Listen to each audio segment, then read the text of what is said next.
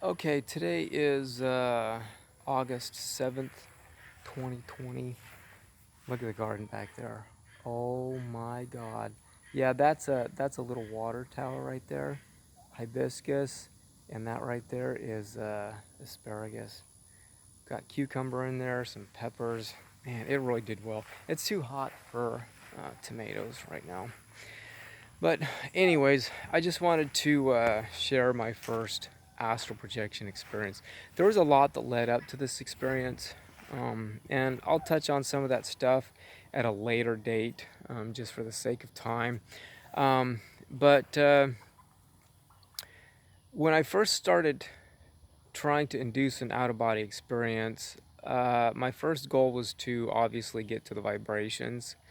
And it took me about a month of daily meditation, dream journaling, and such to get to my first conscious experience with the vibrations. And then shortly thereafter, I went to Japan for a religious mission. And religious people, they're not real keen on astral projection, lucid dreaming, and that sort of thing. So I kind of put my practice on pause for those 2 years, but not completely. I did practice lucid dreaming, which is incredibly important. Um, and on occasion, I would induce the vibrations. Like one time, for example, I was in Otaru, Japan, and I went home or I went back to the apartment to take a nap. And upon coming to, I thought, well, maybe I'll try to induce the vibrations. And I did induce the vibrations. Um, but then, like Robert Monroe suggests, I tried to imagine floating or flying, but that never worked. And then finally, when I got back from Japan, I realized, and I'll touch on what brought me to that realization in another video. But I realized that I needed to manually try to get out of bed. When I would get the vibrations, for me anyways, it was not working to simply imagine floating or flying. I had to literally, manually try to get out of bed. And so after I'd gotten back and realized that, um, I woke up at 4 in the morning, and it was in the middle of summertime, and I went out onto the patio to sit on the porch swing, and I could detect the vibrations. I could I could hear them buzzing in my head and in my ears. And so I thought, okay, cool, it's time to go and induce an out of body experience. And then my goal at that point was to um, try to manually get out of bed. And so I went in and I laid down, did all my relaxation stuff, and I induced this kick-ass lucid dream in which I was flying over this beautiful, beautiful countryside, and I looked down and I could see these kids playing on the ground. And in an attempt to practice control over my lucid state, I focused on flying down to the ground and communicating with the kids, which I was super successful at doing. And this was interesting because when I was down there on the ground communicating with them, um, I was asking them questions, and they were responding with actual answers, and then asking me questions of their own.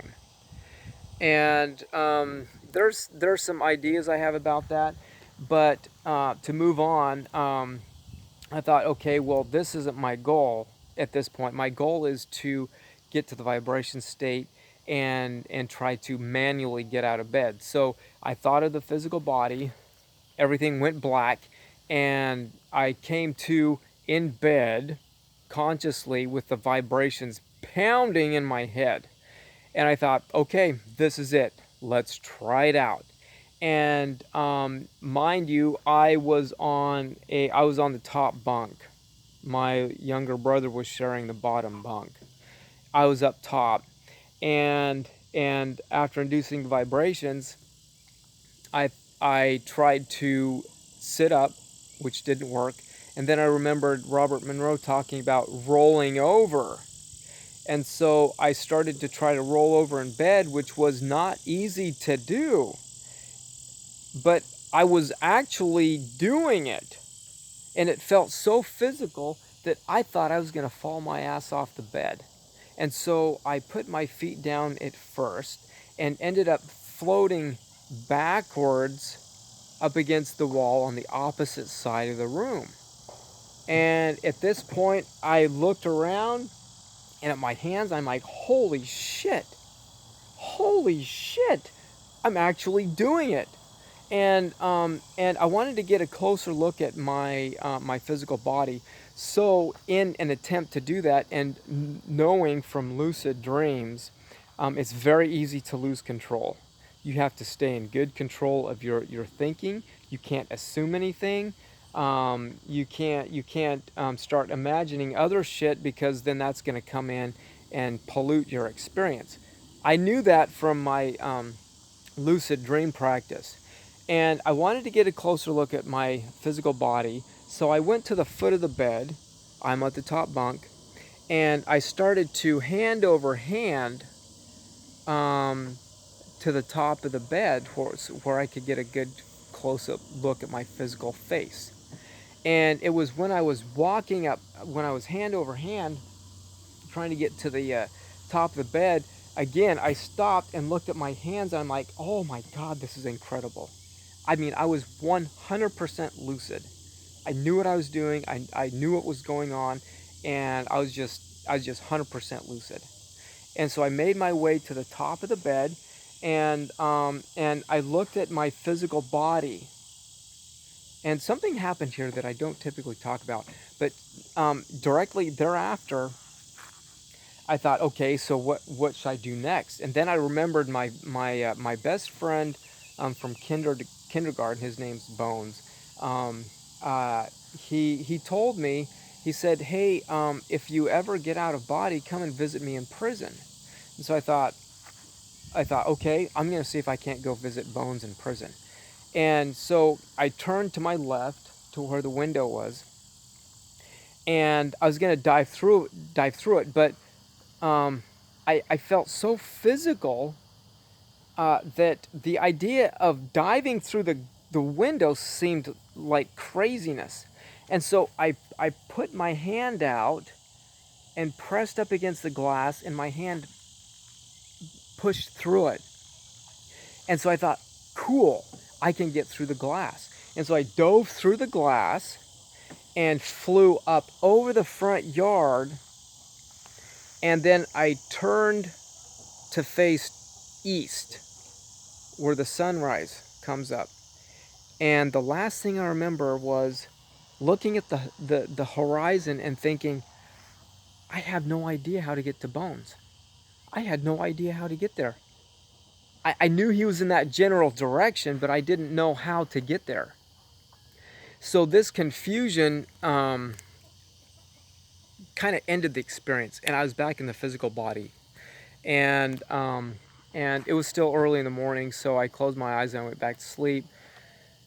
I probably should have gotten straight up and written down the experience, but I rested for a little bit longer, and then I woke up the next morning. It was Sunday, and I went into the kitchen to get a drink of water or something. But then I went back to the room to record my experience. And on my way back to the room, my younger brother followed me back to the room, and he asked me, "Did you astral project or something last night?"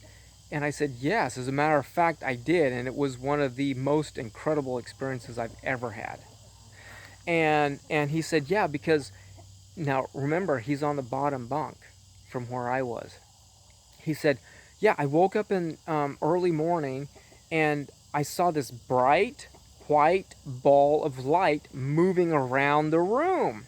And I'm like, holy shit.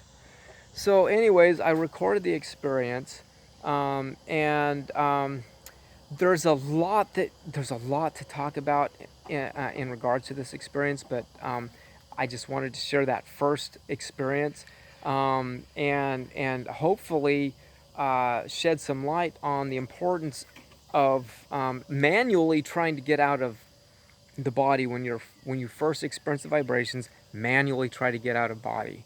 I'm going to touch on in another video. I'm going to touch a little bit more on the vibrations and frequency. But as for now, we'll talk again soon. Bye.